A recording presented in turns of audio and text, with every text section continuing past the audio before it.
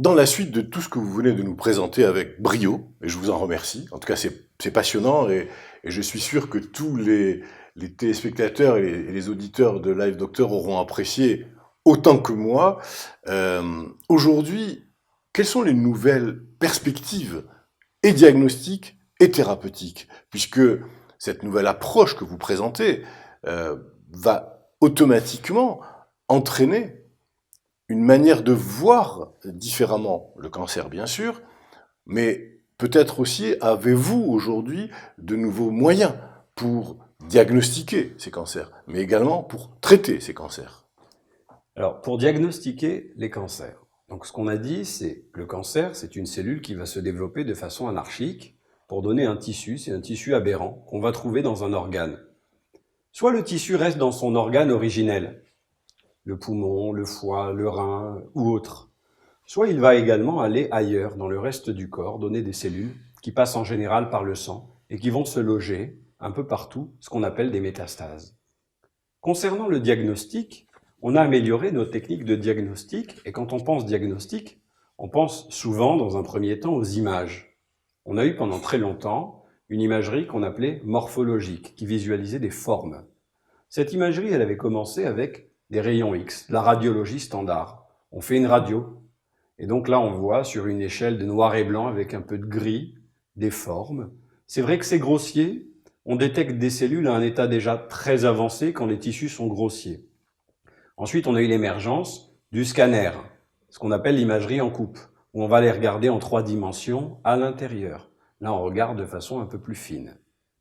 Puis on a eu ce qu'on a appelé l'IRM, et l'IRM, ce n'est pas des rayons X, c'est un peu plus compliqué, ce qu'on appelle les champs électromagnétiques. Bref, cela nous permet d'aller regarder la densité en eau des tissus et aller affiner les images pour avoir des formes beaucoup plus importantes. Quand vous cherchez à savoir si une tumeur peut être enlevée ou pas, de savoir si elle est au millimètre à côté d'un vaisseau sanguin ou pas, ça va nous permettre d'aller essayer d'imaginer ce qu'on peut l'enlever avec des risques de saignement ou pas, conserver l'organe ou l'enlever complètement. Donc cette imagerie morphologique, cette imagerie des formes a été déterminante. On fait des IRM du corps entier, on fait des scanners de grande qualité, du cerveau, de la tête aux pieds. Maintenant, à part cette imagerie morphologique des formes, on a eu l'imagerie fonctionnelle, des fonctions, avec notamment l'émergence de ce qu'on appelle la médecine nucléaire. Alors tout le monde croit que ce mot nucléaire rend les choses compliquées. Et on va prendre l'exemple en cancérologie du PET scanner. Alors c'est quoi? C'est un examen d'imagerie. On va injecter par exemple du sucre radioactif. Tous les endroits qui consomment du sucre vont scintiller. Le cœur, c'est un muscle, ça consomme du sucre, ça scintille, c'est normal. Mais les cellules à renouvellement rapide, les cellules du cancer, elles vont consommer plus de sucre. Et donc elles vont scintiller.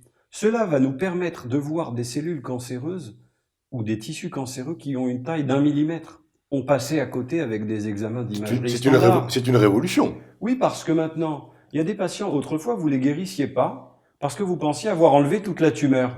Mais si la tumeur, elle était également à côté, sur un ganglion, et on avait fait un bilan d'imagerie qui ne nous permettait pas de la voir de façon fine, alors à ce moment-là, on pensait que nos traitements n'étaient pas efficaces. Donc on est en train de revisiter nos thérapies grâce aux moyens de diagnostic modernes.